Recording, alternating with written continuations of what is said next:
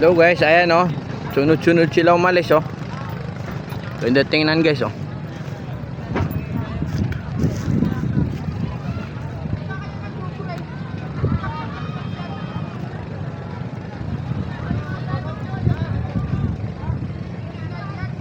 Pupunta sila sa tinatawag na Boracay White Sand daw.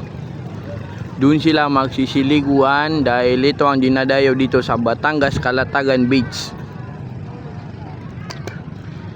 So sa mga hindi pa po nakasubscribe dyan sa ating YouTube channel, please guys, subscribe and support me please. Huwag natin kalimutan mag-subscribe sa ating YouTube channel para palagi po kayong update sa ating mga i-upload na mga video. At dinadayo po natin ang mga kapistahan at mga beach. At dito ay sa araw ng Lunes ay pista po dito sa Calatagan, Batangas City. Ito pa po guys oh, ayun sila oh.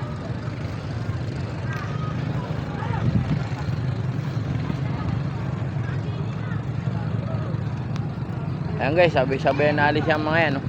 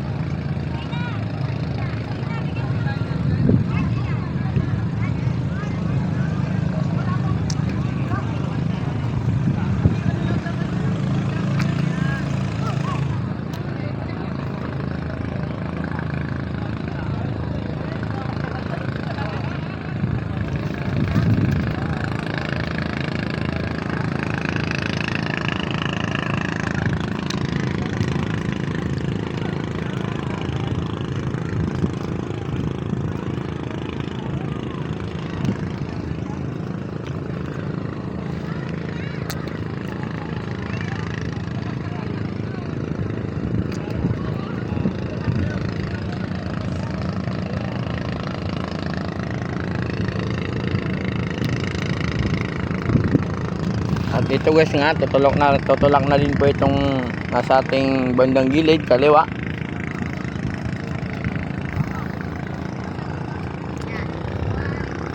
At yung mga hindi pa po nakakapunta dito ay pwede nyo rin po subukan dito dahil napakamura lang daw ang kanilang entrance fee dito.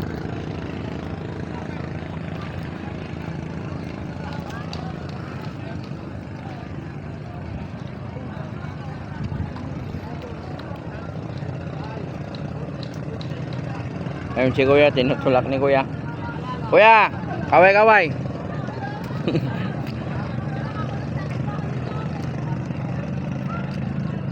Kaya mo yan kuya, hanggang tulak doon. Kaya mo, tutulak mo hanggang doon.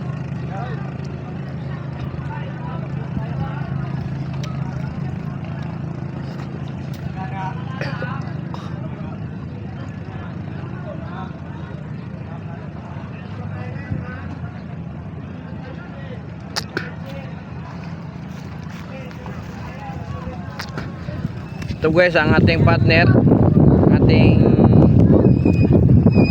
na napakabuti sa kanyang kapwa.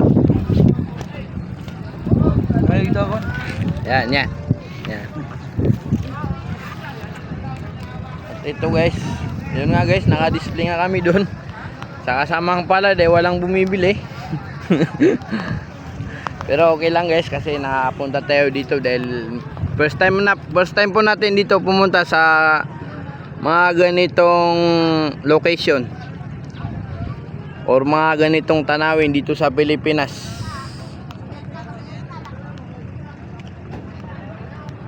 At saka marami pa tayong mapupunta na mga ganito sa iba't ibang lugar dahil balak natin suyurin o di kaya balak natin puntahan ang lahat ng mga beach pag malalapit na ang kapistaan doon sa kanilang mga kalugar, sa kanilang mga lugar, no?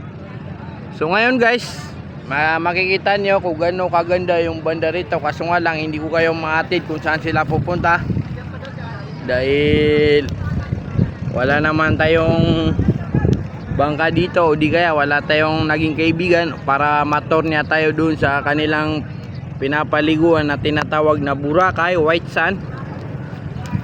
Kaya hanggang dito lang muna tayo guys.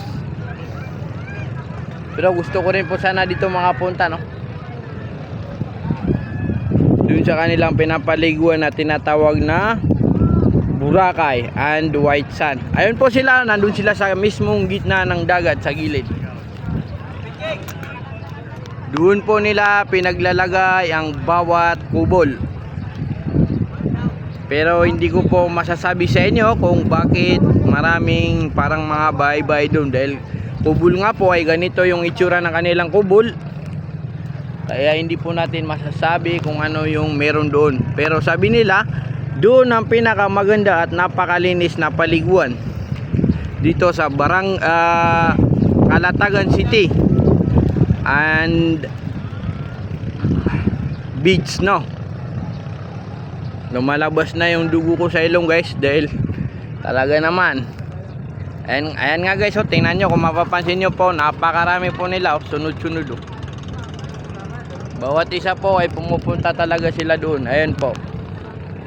Ayan yung mga yon. Ayan, lahat po yung mga nakikita nyo, lahat po yan ay kubol.